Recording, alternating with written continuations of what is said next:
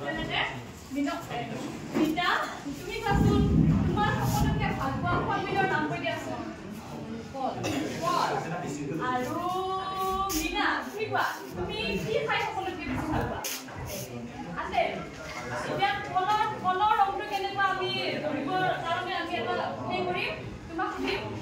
যে কলটো যেতিয়া কেঁচা আছে তেতিয়া কেনেকুৱা থাকে কেনেকুৱা দেখা পায় সেউজীয়া আৰু নীলা আৰু যেতিয়া আমি খাওঁ ওকে তেতিয়া কেনেকুৱা হয় দিনা এনেকুৱা হয় এইটো কালাৰ কেনেকুৱা তোমালোকে এইটো কালাৰৰ নাম হালধীয়া আচ্ছা ঠিক তেনেকে এইটোৰ লগত নীলাকে আমি ৰামধেনুৰ কোনটো কোনটো কালাৰত পৰিছে তোমালোকে কৈ দিয়াচোন এইটো কলাৰ লগত ইয়াত কোনটো মিলিছে এইটো মিলিছে আৰু এইটো তুমি কৈছিলা আগেৰ খাই ভাল পোৱা তাৰ লগত কোনটো মিলিছে